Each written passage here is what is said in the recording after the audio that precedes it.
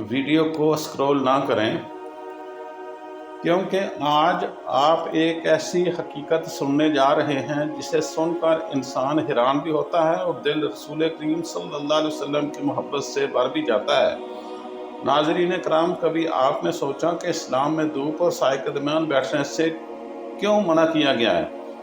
آخر اس سادہ سی بات کے پیچھے کون سا راز چھپا تھا جو 1400 سال پہلے آج کی جدید سائنس نے جا کر سمجھا ہے؟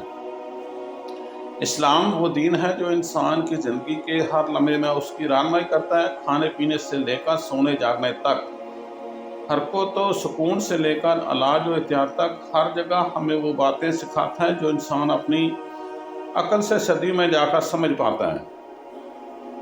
سائنس آج بڑے فخر سے انسان کو باتیں بتاتی ہے جو ہمارے نبی کریم صلی اللہ علیہ وسلم نے اس وقت بتا دی تھی جب نہ لیبارٹری تھی، نہ تحقیق کے آلات، نہ جدید میڈیکل سائنس۔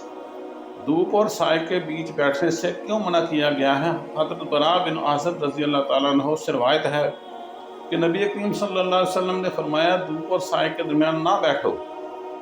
ناظرین اکرام، یہ صرف ایک جملہ نہیں تھا، یہ انسان کی صحت کی حفاظت کا ایک ایسا راز تھا جسے آج کی سائنس نے کھول کر رکھتے ہوئے کہا ہے کہ جسم کا وہ حصہ جو دھوپ میں ہو گرم ہوتا ہے اور جو حصہ سائے میں ہو وہ ٹھنڈا رہتا ہے۔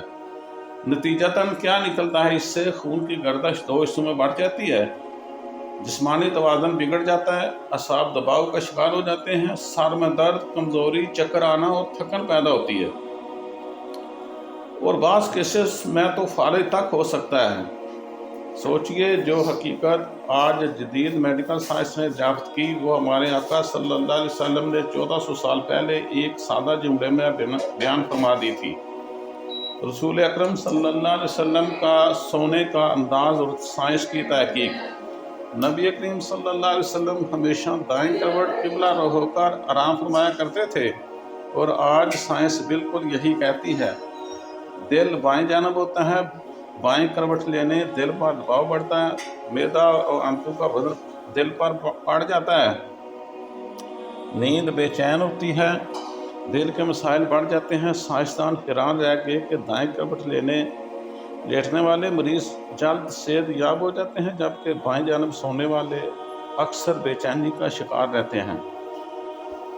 یہ وہ سنت ہے جسے اپنانا آج بھی دل، معدے، اعصاب اور نیند ہر چیز کے لیے بہترین ثابت ہو رہا ہے۔ نبی کریم صلی اللہ علیہ وسلم کا بستر، حیرت انگیز حکمتیں۔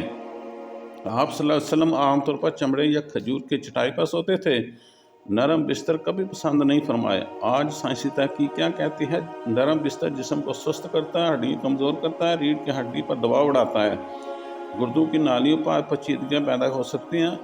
امریکی ہیلتھ رپورٹ واضح کرتی ہے کہ چمڑے کا بستر کمر درد، اعصابی کھچاؤ اور جوڑوں کے درد میں بہترین فائدہ دیتا ہے۔ یہ وہ احتیاط تھی جو رسول اکرم صلی اللہ علیہ وسلم نے اپنی زندگی میں اپنے عمل سے سکھائی۔ دھوپ فائدے بھی، احتیاط بھی۔ دھوپ اللہ کی نعمت ہے، یہ وٹامن ڈی دیتی ہے، ہڈیوں کو مضبوط کرتی ہے، انسان کا موڈ کو بہتر کرتی ہے، تھکن اور افسردگی دور کرتی ہے، مگر دھوپ میں سونا نقصان دہ ہے۔